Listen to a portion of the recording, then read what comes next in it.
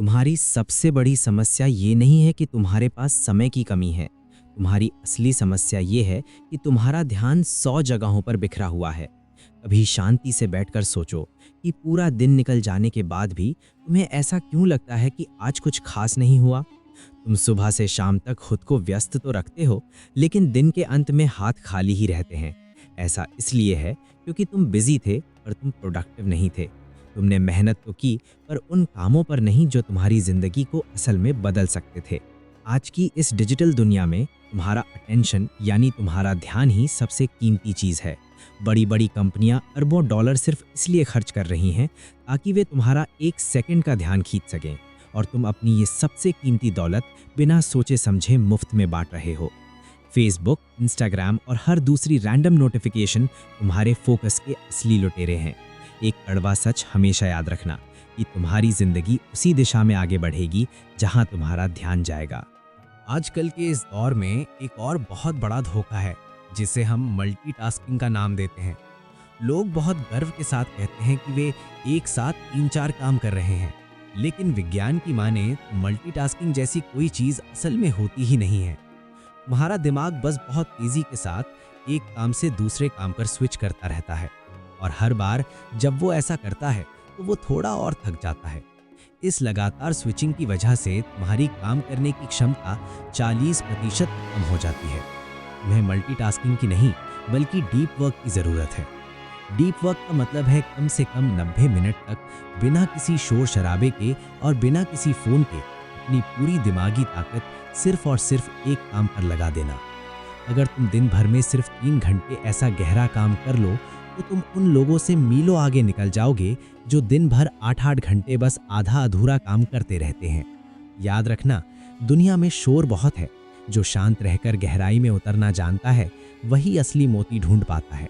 अब खुद से एक बहुत ही ईमानदारी वाला सवाल पूछो कि क्या मैं अपनी ज़िंदगी को खुद कंट्रोल कर रहा हूँ या मेरी ज़िंदगी मुझे कंट्रोल कर रही है। अगर तुम्हारे फ़ोन की सिर्फ 1 घंटी तुम्हें तुम्हारे ज़रूरी काम से हटा सकती है, इसका सीधा मतलब है कि तुम एक गुलाम हो। तुम उस छोटे से डिवाइस के गुलाम बन चुके हो जिसे तुमने अपनी सुविधा के लिए खरीदा था। फोकस का मतलब सिर्फ ये नहीं है कि तुम किसी चीज़ पर बहुत ध्यान दो। फोकस का मतलब ये भी है कि तुम हजारों दूसरी चीज़ों को पूरी मजबूती के साथ ना कहना सीखो। एक सफल इंसान वो नहीं होता जो सब कुछ करने की कोशिश करता है, बल्कि सफल इंसान वो है जो ये अच्छी तरह जानता है कि उसे क्या क्या नहीं करना है। क्लैरिटी ही फोकस की जननी है। जिस दिन तुम्हें ये बिल्कुल साफ हो जाएगा कि तुम्हें अपनी जिंदगी में असल में पहुंचना कहाँ है, उस दिन ये छोटे मोटे भटकाव तुम्हें अपने आप ही फीके और बेकार लगने लगेंगे। अंत में तुम्हें ये बात हमेशा याद रखनी चाहिए कि तुम कोई मशीन नहीं हो और तुम्हें भी आराम की सख्त ज़रूरत है। लेकिन याद रहे कि आराम करने और आलस करने में बहुत बड़ा फ़र्क होता है। काम के बीच में छोटे छोटे ब्रेक लेना बहुत ज़रूरी है, लेकिन उस ब्रेक के दौरान फिर से सोशल मीडिया चलाना कोई आराम नहीं है।